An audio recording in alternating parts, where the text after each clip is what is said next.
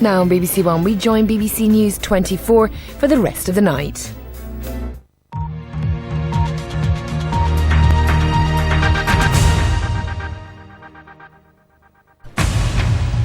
A US National Guardsman is arrested on suspicion of trying to sell weapons information to Al-Qaeda. Ryan Anderson is in custody after a joint operation by the Army, the FBI and the Justice Department. In Iraq, an attack on the commander of US forces prompts more fears of security leaks. The latest sports doping scandal. 4 people in the US charged with supplying illegal drugs to athletes. The refugee crisis in war-torn Sudan. America says peace talks are to resume next week.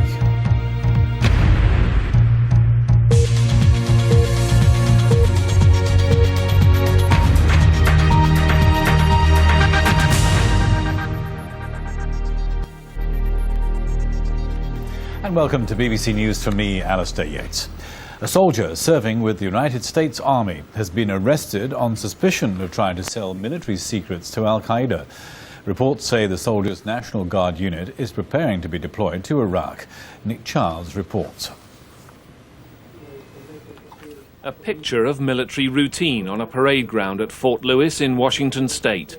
But these soldiers were about to find out that one of their comrades had just been arrested, accused of trying to pass military secrets to America's sworn enemy. The fresh-faced suspect, Specialist Ryan Anderson, 26. According to the US military, he's a convert to Islam. Specialist Anderson will be held at the Fort Lewis Regional Corrections Facility pending criminal charges of aiding the enemy by wrongfully attempting to communicate and give intelligence to the Al-Qaeda terrorist network in violation of the Uniform Code of Military Justice. The ceremonial send-off for his unit last week. But even as these troops received their marching orders for Iraq, it seems the finger of suspicion was pointing at one of their number. The authorities say Specialist Anderson had been signing on to extremist internet chat rooms and trying to contact Al-Qaeda operatives. According to sources, he was offering services and information about his unit and its capabilities. But he was caught in a sting operation, and officials say they don't think any information actually leaked out. Just how strong isn't clear, but while his unit is continuing its preparations to deploy to Iraq, he's certainly not going anywhere for now. Nick Childs, BBC News, The Pentagon. The world of sport could be facing its greatest ever scandal, a grand cell by diffusion and osmosis.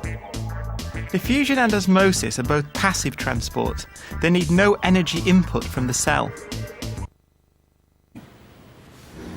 This is a San Francisco laboratory at the center of what could prove to be one of the greatest scandals in the history of sport. The British sprinter Dwayne Chambers is one of a large number of well-known names who's used the services of Balco. Last year he tested positive for the designer's steroid THG. Next week he faces a disciplinary hearing that's likely to leave him with a 2-year ban from athletics. It's the people accused of supplying him with a banned steroid who have now been charged.